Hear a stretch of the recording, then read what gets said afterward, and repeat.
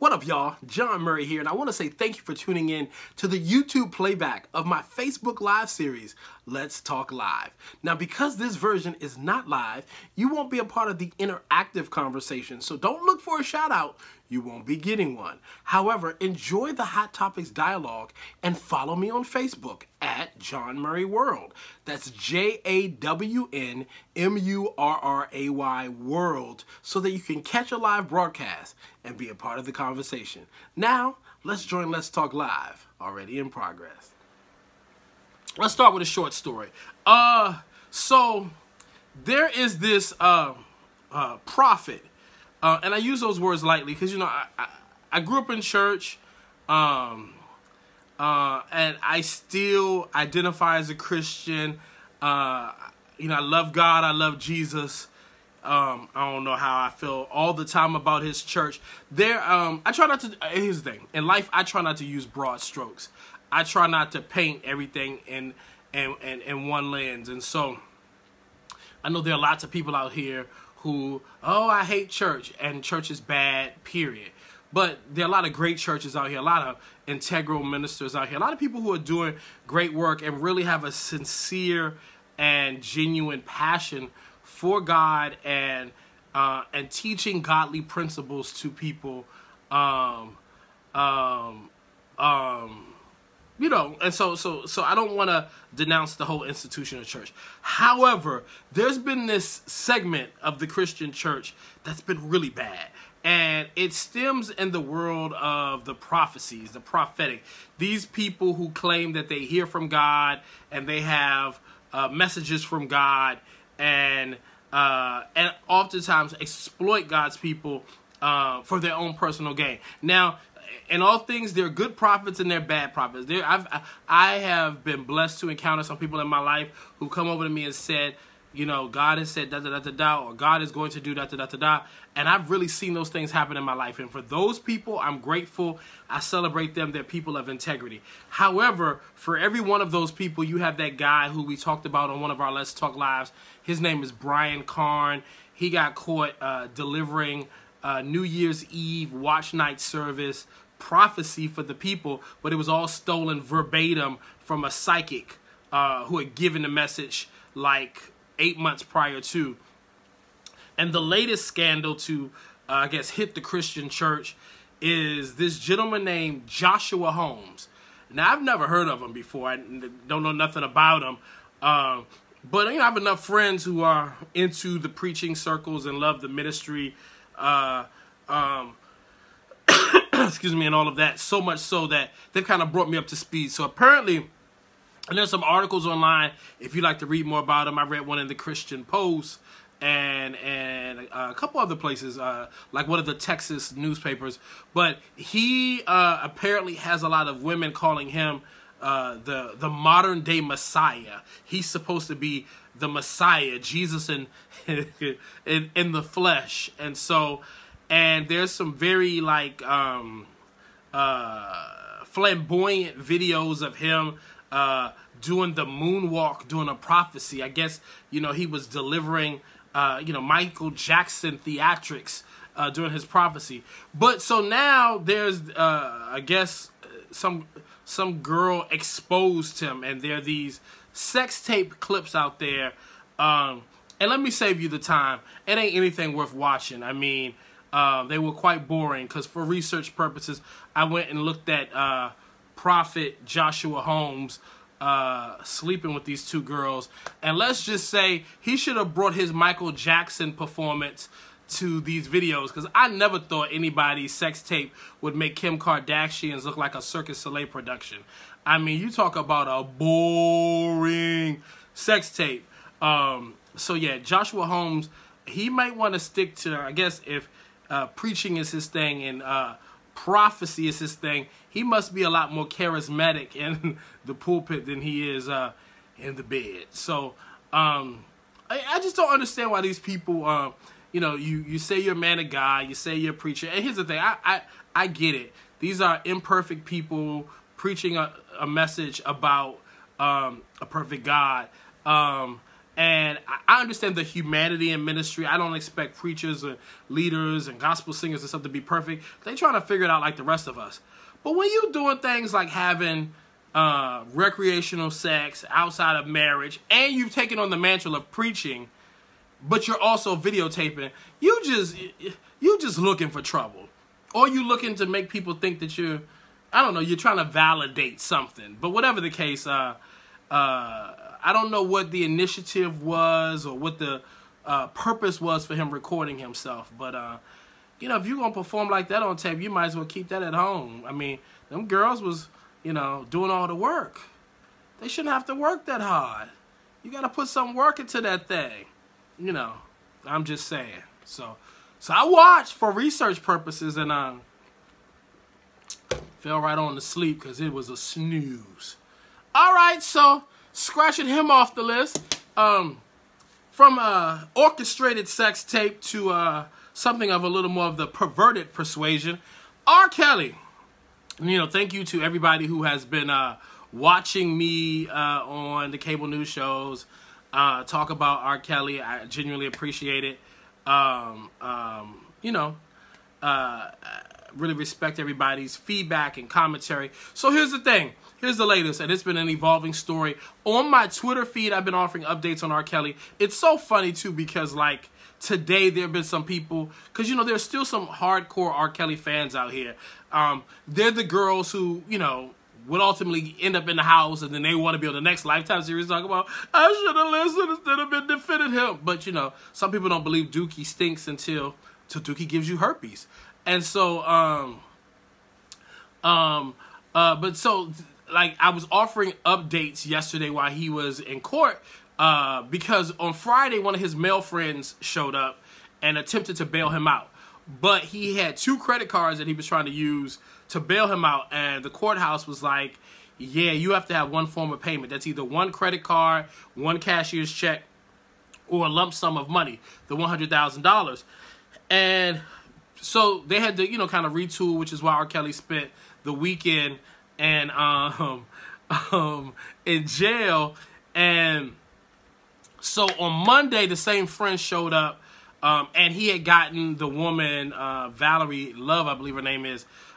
So the male friend had the money to put up. He just didn't have it in one form.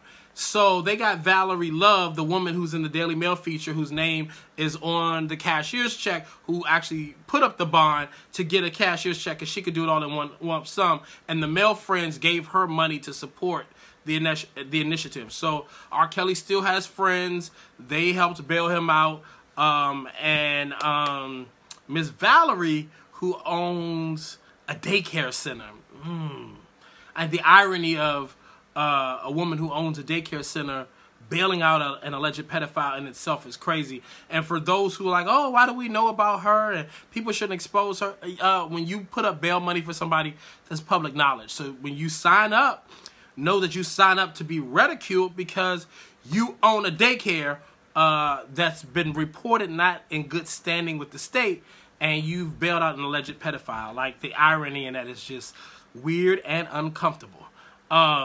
But regardless, so I was offering updates yesterday, and so it was an ongoing thing. Initially, the court was like they weren't going to let him out unless he put up the additional $160,000 for the back child support that he owes to his ex-wife, Andrea Kelly, for his 3 kids. And so it was a flip-flop, and then ultimately they decided we're going to go ahead and let him out. But people are on Twitter today responding to, like, the first post update as if it happened today. That's like those people who, if I got online right now and posted a story that said, oh my God, Uncle Phil from the Fresh Prince of Bel-Air died, they would repost it 20 times because folks don't look at dates. They don't go look at your timeline. They just see one thing because we're so obsessed with sound bites and snippets. It's nuts out here, so. All right. But yeah, so here's the thing. R. Kelly's home. He's on bail. Of course, they've taken his passport. And the one question everybody's asking me, and I haven't been able to elaborate on it on the cable news shows and stuff, is why is he broke? I need to turn this thing off. It's blowing on me. Hold on.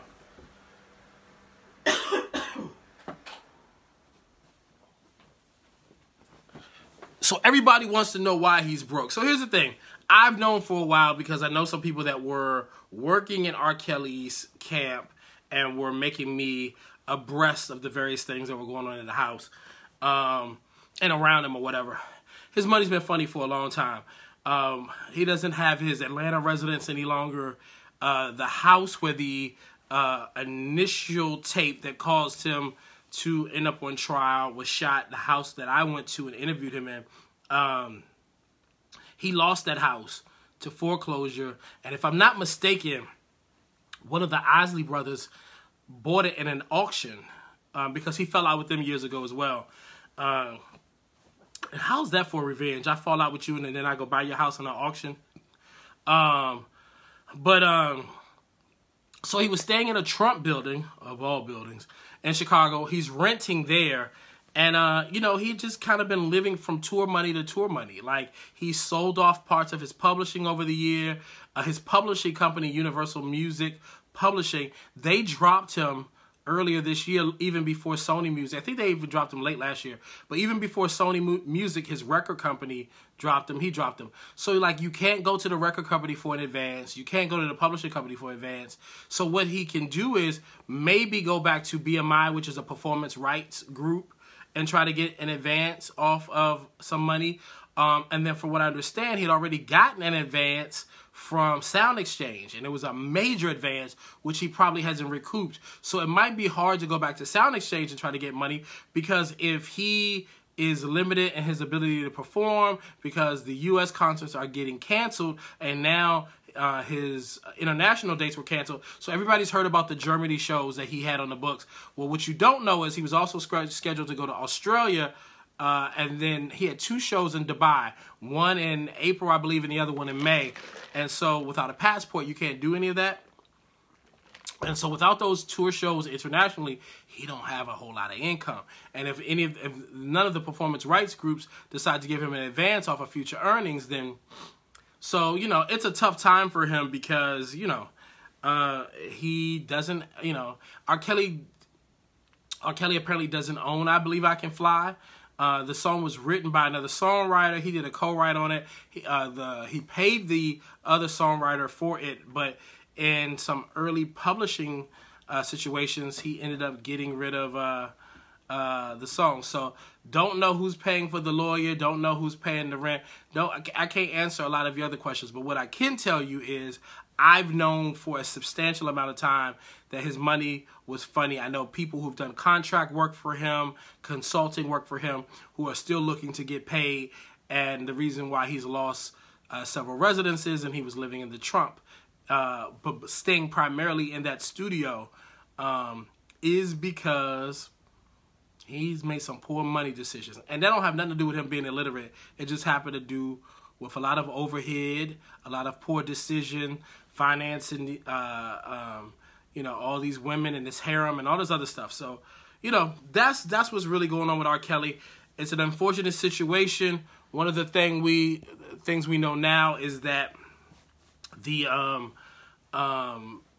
Chicago is now going to I guess investigate him for criminal back child support. So they didn't hold him in jail based on his previous I mean, like, they didn't keep him there and hold him because of the child support when he was trying to post bail, but they let him go home, and it looks like they might work the back child support thing as a separate issue. So I don't know how long he's going to be a free man, or if he can get $160,000 in a short amount of time. Because the other thing is, he also was supposed to pay back the people who put up his bond money by the end of this week. So the whole R. Kelly thing is going to end up like the meme that looks like this. You know, some of y'all are writing some comments that are killing me, and I wish I could read them, but y'all are a little too rated R for my overall audience. So, all right, that's the R. Kelly stuff. Let's get to the couple other things. You know, like I said on Good Day DC, the block is hot in Chicago. Same judge that saw R. Kelly over the weekend was the same judge that saw Jussie Smollett. Here's the latest with Jussie Smollett. Jussie is standing by his story. He said he didn't do it. He said that the folks, you know, is making this stuff up. His lawyer, Mark Garagos, has been at work pushing back at a lot of the stuff that the Chicago superintendent has been putting forth as evidence. Listen, if you read that bond agreement read like a telenovela. I mean, the way they laid out their evidence against Jussie Smollett, it was pretty something. But like things like the check, they're saying that no, the check didn't wasn't paid for this hoax thing. It was paid for fitness and nutrition services. So, you know, and then they started to try to debunk a lot of the other things that have been presented forward. You know, I'm just sitting back waiting. I mean, at the end of the day, I've encountered Jussie. I've had personal interactions with him. I found him to be a very nice guy. I, like most people, can't understand why a guy who was having so much success and had so much stuff going for him would be in a predicament where he would fabricate a hoax like this. If what the Chicago authorities are accusing him of is true, but he's standing by his story. I've been talking to people on the Empire set. They're standing by their guy. And, you know, it'll be interesting to see how that one shakes out. Listen, if you joined me late, I appreciate you joining. If there's some topics we missed, you could go back and watch this from the beginning. If you will, hit the share button for me. I would genuinely appreciate you letting folks know we're here. We're having this dialogue. Make sure you follow me on YouTube at Jawn Murray, JAWNMURRAY. I mean, if you're on my page, I don't really know why I keep spelling my name, but some of y'all still, you know, in the questions and the comments and stuff, misspell my name. And then also make sure you're following me on Instagram at Jawn Murray as well. Appreciate it. All right, real quick, I want to talk about a couple other things, and then I'm going to get to the questions, and then we could do some video stuff again. I want to shout out to this guy, Kofi Kingston. Kofi Kingston is, some of you might know, my favorite WWE wrestler. He is a part of a tag team trio called The New Day, and he could be on the verge of being the first all-black WWE champion. And it's been a major development. It kind of came out of nowhere on WWE over the last 2 weeks, and it's really kind of not only invigorated the fans of WWE, but particularly the fans of Kofi Kingston and those of black wrestlers. And so, along with the Academy Awards, Kofi Kingston and WWE, you may have helped save Black History Month. So kudos to my guy, Kofi Kingston. All right, I'm going to let Kofi hang out with me down here the rest of the time. Okay, real quick. So some of you guys may not have followed this situation, but at the Grammy Awards, there are two gospel categories. I can't recall the categories off the top of my head, but in both categories, the YouTube sensation turned pop star Tori Kelly, open and devout Christian woman of faith. She won in both of the gospel categories. Some of you may not know this, but she put out a gospel album that was primarily produced by Kirk Franklin on Capitol Records. And so some people were upset. You know, they were saying, oh, you know, she's not getting the gospel radio airplay, and she's not working in all the gospel circles, and you know, pop stars come in here and take the gospel Grammys, and the people out here in the category are actually doing the work, and people like Smokey Norfolk and some others were very verbal about it. And here's my thing. I'm so sick of people complaining about things that they shouldn't be complaining about. First and foremost, nobody's entitled to a Grammy Award. It's an honor. It's a privilege. So if you're out here doing gospel music ministry, if your purpose is to win souls for Christ, why are you mad that somebody got an honor that you didn't get? Isn't your greatest reward in heaven? Isn't that what you sing and preach and sing about? Lastly, it's always interesting. I'd like to find out how many of the artists and those who were griping about Tori Kelly, excuse me, are actually registered to as a part of the Recording Academy and are voting members. Because the other part of this thing is, you know, it's just like people who talk about presidential elections, but they don't actually vote.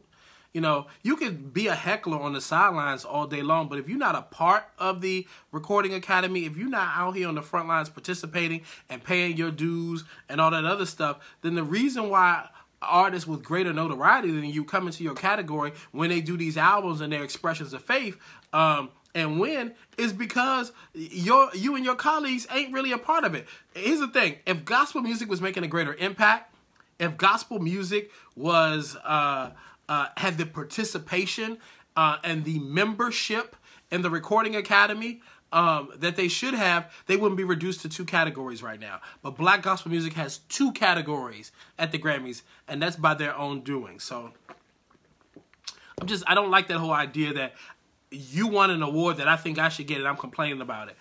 And so kudos to Tori Kelly on putting out a great album. Congrats to your success. And shame on the artists, the so-called Christians, those people of faith who are complaining about how God blessed somebody with an opportunity that you didn't get. Like, it's so anti-Christian, the whole idea that you're out here griping that somebody won an award that you thought that you should have won, or your colleagues or your friends should have won. It's the most anti-Christian thing you can do, because what you're doing is tainting somebody else's blessing, and you should be ashamed of that. And I don't care who came out. I don't care which artist came out. If the shoe fits, say ouch, because I'm talking to you. It's inappropriate. So then there's that. Oscars. Watched the Oscars Sunday night. I had to jump off the Oscars for a little while and run over to CNN for a hot minute.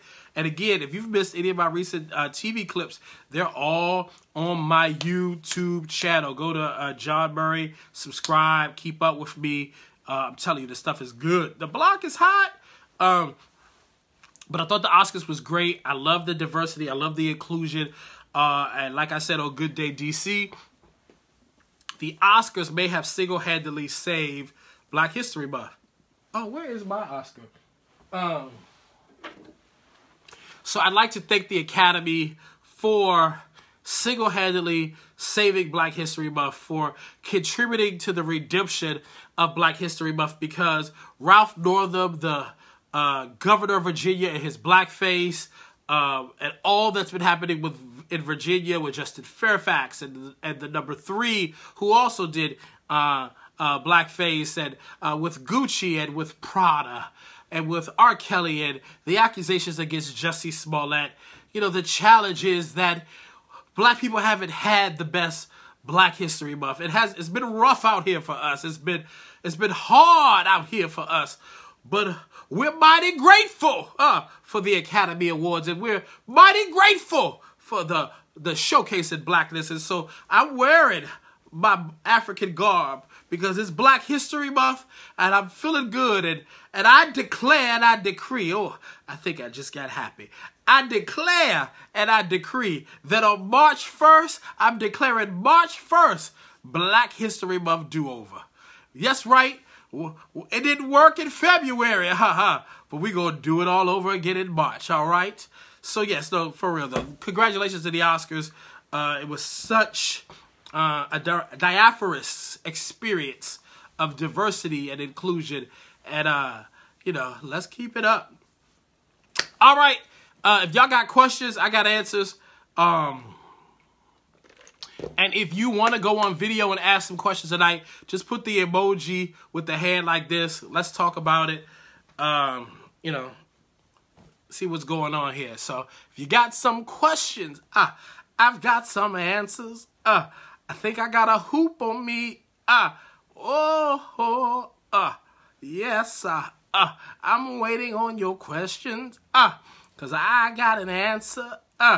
And the answer comes from above. I think I just got happy. Carew Daniel loves my African poncho. Wakanda forever. I'm not sure why Jackie Williams keeps writing Bill Cosby. Cause that's not a question. Questions start with who, what, when, where, and why. And a good question also has a question mark. at the end of the question. So act like you're on Jeopardy and ask me a question. Wakanda forever, forever. Wakanda. Whoa, y'all not asking questions. You just making statements. You just dropping lines. But I'm waiting on a question. Carew Daniels says I'm tone deaf because I'm hooping in the same key. But Carew wouldn't know a key if I gave him a keychain. Okay, let's see. How do I feel about Green Book winning Best Picture? I don't have a problem with Green Book winning Best Picture. I'm not Spike Lee, and I think Spike Lee should stop complaining about things because he finally won an Oscar. So yeah, that's it. That's how I feel about Green Book. Kudos to the winners of Green Book. All right. Anybody want to go on video and talk? Carew, you got video capabilities. Won't you get on camera with me tonight? So what do I think about the controversy behind Billy Porter and his gown? Billy Porter is being his authentic self. He's exploring fashion and doing what he wants to do. Wipe my forehead, yeah, because every good preacher should wipe his forehead. I'm sorry, I went back into the boat. But listen, Billy Porter is Billy Porter. I've known Billy Porter for years. He's an amazing talent. He's always played by the beat of his own drum. And I don't have a problem with anybody being their authentic self. If more people would be their authentic self, we'd live in a much better world. Amen? Amen. What's going on with Wendy Williams? Wendy Williams will be back on March the 4th. Shanti Swift said, can you give an update on Jussie, please? No, I already gave one. So watch the video from the beginning. From the beginning. What do I think about R. Kelly going to McDonald's? R. Kelly's going to be R. Kelly. Carew's too scared to go on video. What else? Come on. Anybody else wants to talk on camera tonight? Because I don't want to have to preach again. Well, what about the new break in the Bill Cosby case? What is the new break in the Bill Cosby case?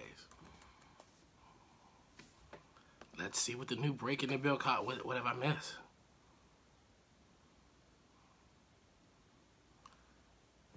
I don't know what the new break in the Bill Cosby case is. Some of y'all asked me questions on my timeline. I'm supposed to go read those. Sorry about that. I'm going to go right now. Sonia Glenn asked, am I coming to the National Black Theater and Arts Festival? No, I'm not scheduled to be there unless a booking comes.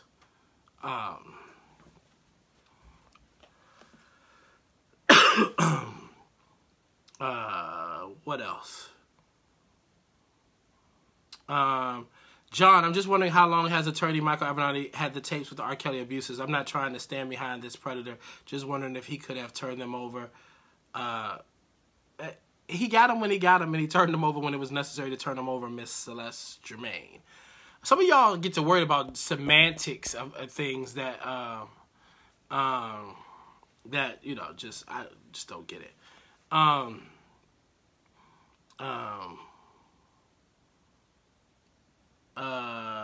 Haven't been on it a minute. Have you discussed, my apologies, how do I feel about the situation in Virginia? Oh, okay, we've talked about that. Yeah, I've answered pretty much everybody's questions. Hold on, let me read this one last thing.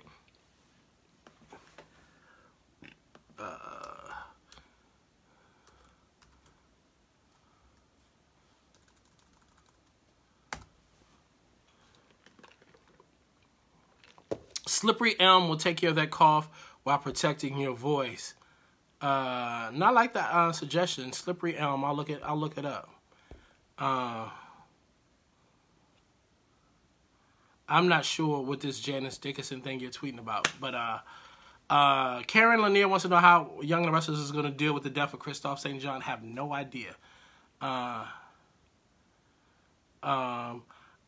don't know what you guys are reading about Bill Cosby. I'm sure it's on some arbitrary blog or something. Any thoughts on Leandria Johnson going to rehab? I think anybody who's dealing with addiction should get the necessary help that they need. So kudos to Leandria Johnson. We definitely saw Wendell Parker. Interesting. Hey, Wendell.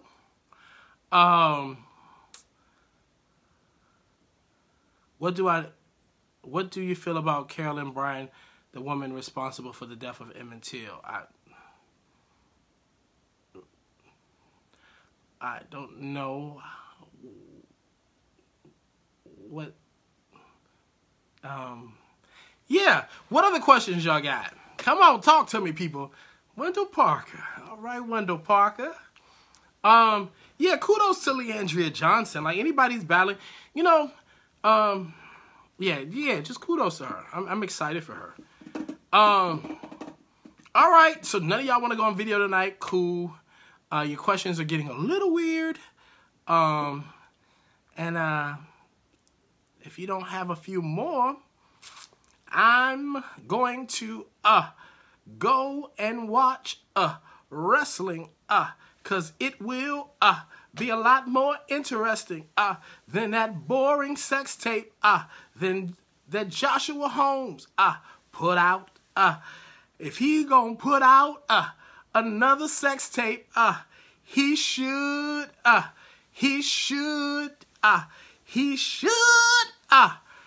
do those Michael Jackson moves, cause the women in a sex tape should never, ever have to do all the work. Oh, okay. So somebody asked me about the Monique. Wendell Parker asked me about the Monique and Steve Harvey video. So let's talk about it. Y'all know I don't really like to talk about the former Hollywood star here, because when I talk about the former Hollywood star, all it does is give fodder to her and that husband to want to, you know, start, like, you know, some engagement with me to extend, you know, just anything in her life. So, I watched the interview with the former Hollywood star on Steve Harvey's show. And while I think Steve Harvey was well-intended in his attempt to try to have a breakthrough with Monique, and I think he really meant well in trying to connect with her, and really trying to, you know, just really, you know, talk some sense into her. I don't think Steve Harvey is necessarily known for his language and his effective use of the King's English, and so I don't know that he has the full scope of communication to be able to really convey what needed to be conveyed to Monique. And I'll say this to you. Yes, he did misspeak when he said something about forget integrity. I think that came from frustration and trying to really have a breakthrough with somebody who just wasn't getting it. Let me make this thing clear. If you really want to know how I feel about Monique, go into the video archives here on my Facebook page. And I spent 1 hour and 20 minutes dealing with the former Hollywood star and her husband. I read a list of Hollywood studios and networks and production companies and people who would never work with her again. I detailed stories from the makeup artist who she fired in Europe and told to find her own way home. I had an executive at a TV network tell me how Monique put her and a colleague out back in a rural road in Louisiana when they were working on a movie, and they had to hitch a ride from an arbitrary stranger and get to a Starbucks to order a car to get back to their hotel. The reason that Monique does not work is because of Monique. You know, in short, when an actor or an actress or a music artist or anybody is a part of a TV show or a film, their work on that project is not done when they are told to wrap on the last day, no matter what you're paid to be in a project. Your work on that project is done when you go and promote it. You go do interviews, both here in the U.S. and then internationally if you have a project that travels. And after Monique did Precious, it got critical acclaim. And to ensure that Hollywood would pay attention to it, Oprah Winfrey, excuse me, and Tyler Perry signed on as executive producers of the project to make sure that it could go the distance. And Monique wanted the Hollywood studio to pay her $100,000 every time she showed up to promote a film project that was set to put her on the trajectory to win an Academy Award, which would have changed her life in this business and made it a lot easier for her to work. It's not a sure-proof dynamic that a person will continue to work, and you still have to have great representation that gets you great projects, and you have to be easy to work with, something that she's notoriously not known for. And so because she was asking for $100,000 to show up every time it was time to do an interview or to promote at a film festival or something like that, Lionsgate ended up not using her for any of the promotional run, and she became so difficult to them that they vowed never to work with her again once Precious was done. And that's a fact. And so Oprah Winfrey tried to do an intervention. Lee Daniels tried to do an intervention.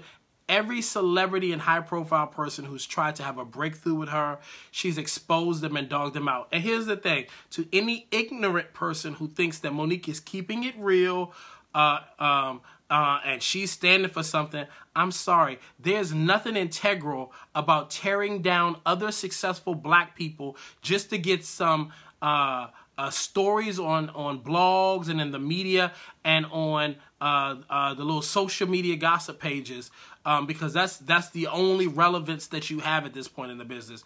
Tearing down other successful people who have created empires and put other people of color to work.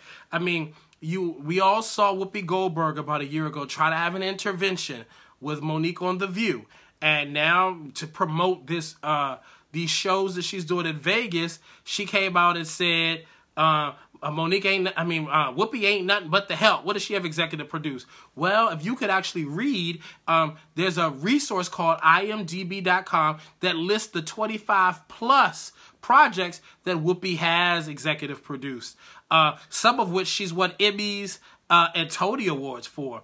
And so, and now she's calling Steve Harvey names. You know, she played a Tyler Perry audio. She tears down black people. You don't win in tearing down other people. Those are just the facts. The only reason I have had a contentious relationship with her is because her and that husband of hers spent 2 weeks last year talking about me like a dog on their Periscope broadcast. And if it wasn't for people on social media who pointed out to me, because I don't follow them. I mean, here's the thing. I love people from all walks of life. I don't care what you do professionally. But I don't follow people that are toxic, that are evil. And I definitely follow people who are significant. So, and then the Vegas thing. I've dealt with it before, but let's deal with it again. Monique is not the first woman of color to have a residency in Vegas. The first woman of color to have a residency in Vegas, her name is Marsha Warfield. She's a comedian, OG, a veteran who was offended that Monique came out and said she was the first woman of color to have a residency in Vegas. Because Marsha Warfield has been on the Vegas Strip at the Stratosphere headlining since 2017. See, the challenge with a lot of these newer journalists, media people, and bloggers is nobody fact checks. Nobody asks follow-up questions. Nobody does research. So people like Monique can go and do an interview and give you any type of arbitrary stat and people run them as the gospel truth when it's not true. And so all it would have taken was a simple Google search for people to realize Marsha Warfield been in Vegas since 2017. You can't change facts. You can't change history. Just like when I was on the syndicated radio show Cafe Mocha, somebody asked me about Monique I'm sorry, Monique said, and her husband said on the air, my wife is the first woman of color to have her own late night talk show. And I had to tell them, no, you're not. Whoopi Goldberg was. So they make up stuff. That's what they do. Monique is in Vegas. She's working. But this is another thing I'll tell you. I won't say which A-list comic pointed out to me. But here's the thing. Most comics and headliners in Vegas, they play Sunday through Wednesday. You know why? Because if you're really in demand and you're really selling out shows and you're really hot, you want to be on the road on a Thursday, Friday, and Saturday. Well, why is that, John? Because you can make real money on the road. Unless you're Celine Dion or somebody, Jennifer Lopez, these people who are in 5,000 seat, 4,000, 3,000 seat venues, and they don't roll the bricks truck up to your house and they're paying you millions upon millions of dollars to headline in Vegas. Well, those people are paid to stay there so that the folks can come see you. But most comics, they play Vegas on the odd nights, not the weekend nights, because the reality is that they can go and make more money on the road. So Monique is in Vegas. She's there on the nights that she should be making more money on the road. And even more so, she's in a room that seats 150 people. Celine Dion, room that seats thousands. Simple math. So, listen, just because people are talking in their soul, 70s, jive, my brother, my sister, hug yourself, kumbaya, my Lord, it don't make it right. And everybody out here playing the victim and acting like they just Rosa Parks and Harriet Tubman of the Hollywood scene ain't as they say. Truth is, that woman does not work because of that woman's reaping what she sowed. And Steve Harvey, Ellen DeGeneres, Santa Claus, Donald Duck, Mickey Mouse, and Daffy could all come together and try to bring all the people, the 25 or so that she has offended over the last few years together. And after what most of these people have been through with her, they still ain't gonna want to work with her. She's done. I'm sorry. I mean, she believes and stands by what she, what she thinks. But she's got to stop lying. You're not the first woman, black woman of color, to have a residency in Vegas. You're not the first black woman of color to have a late night talk show, and you ain't the most decorated comic in the business. You don't have an EGOT. You don't have a Mark Twain Comedy Award. That also belongs to Whoopi Goldberg. All right? Y'all got me to talk about her. I usually don't. And on that note, I'm mic dropping out of here.